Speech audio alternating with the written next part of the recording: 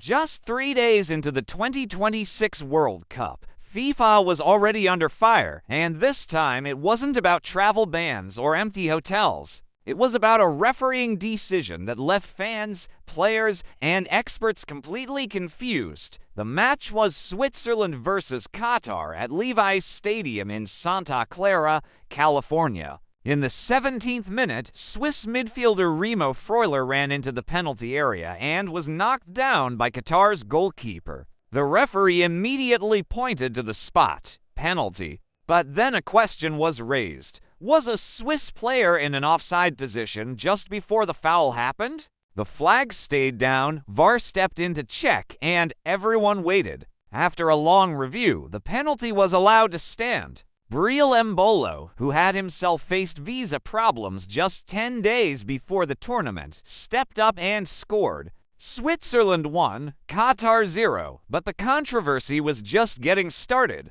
TV pundit Gary Neville watched the replays over and said out loud what millions of viewers were already thinking, that the player looked offside to him, and that no clear evidence had been shown to prove otherwise. Ian Wright laughed, but not because anything was funny. It was the laugh of someone who had watched FIFA operate for years and recognized a familiar pattern. He called it scandalous and said FIFA was simply doing whatever they wanted. Fellow pundit Lee Dixon looked at the same footage and said plainly that he couldn't see how the call was made. So what exactly went wrong? The issue wasn't just whether the decision was right or wrong. The bigger problem was how it was handled. Modern VAR uses a system called semi-automated offside technology, which tracks players' body positions using multiple cameras and creates a 3D model to measure whether someone is offside, sometimes down to just a few centimeters.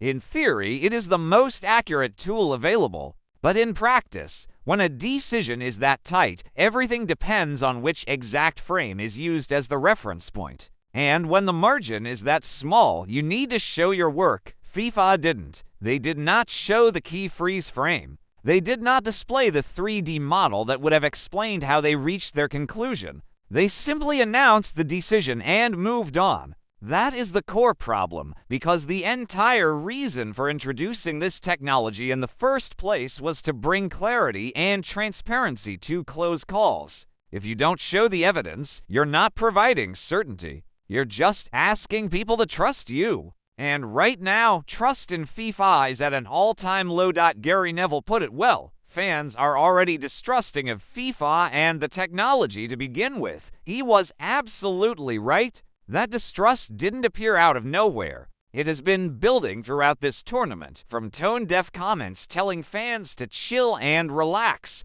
to the Somali referee held at Miami airport for 11 hours, to Iranian officials turned away without visas, to a ticket appearing on FIFA's own resale platform for $2.3 million, to empty seats being reported as full stadiums. Each of these incidents added another layer to the distrust that exploded when this VAR call was made, but this is also a football story, and the football gave us something genuinely remarkable. In the 94th minute, the very last moments of the match, Qatar's veteran defender Boulam Kauki rose to meet a cross from the left and headed the ball past Swiss goalkeeper Jan Sommer. Switzerland won, Qatar won. It was Qatar's first ever World Cup point in their 4th World Cup appearance. They had gone 3 previous tournaments without earning a single point, and here was an experienced center-back scoring a late header to give his country a piece of history. Their manager Julen Lopetegui, who has previously managed Real Madrid,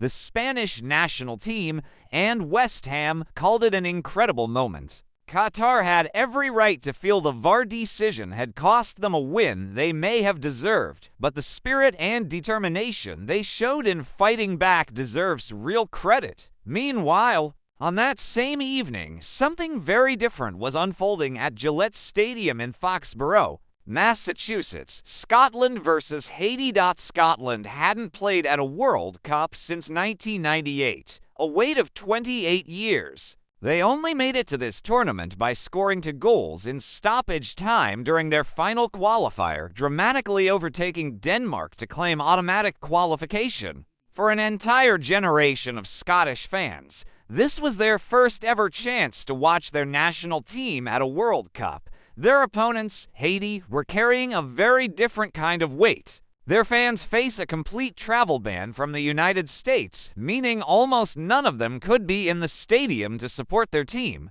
Haiti were at the World Cup for only the second time in their history. Their first appearance was back in 1974 in West Germany. Now they were playing their group games in a country whose government had legally blocked most of their supporters from entering. The stadium in Foxborough was filled with Scottish fans who had flown for 11 hours to be there, local residents who came out of curiosity, and a small group of Haitian supporters, people who were already living in the U.S. through residency or citizenship.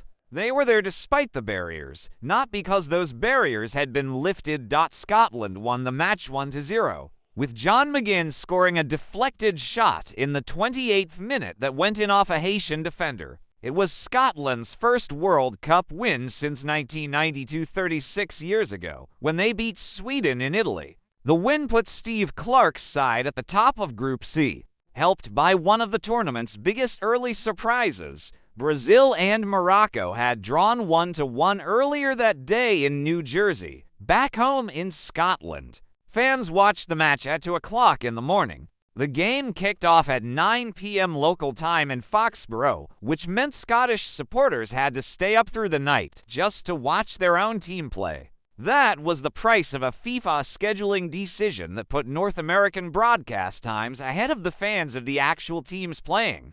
But they stayed up anyway. Of course they did. You don't miss your country's first World Cup match in 28 years just because the timing is difficult. The Haiti situation, though, deserves much more than a passing mention. Haiti qualified for this tournament fairly and completely, going through the same grueling CONCACAF qualification process as every other team. Their players did everything that was asked of them, but they are now playing their group games in a country where most of their supporters cannot legally be. The stands at Gillette Stadium were not filled with Haitian voices and Haitian flags and Haitian songs. The atmosphere was fine, but it was the atmosphere of a crowd watching a football match, not the atmosphere of a nation following its team. That difference is enormous. It is exactly the gap between what the World Cup is supposed to feel like and what the 2026 edition has repeatedly failed to deliver. Now step back and look at the bigger picture.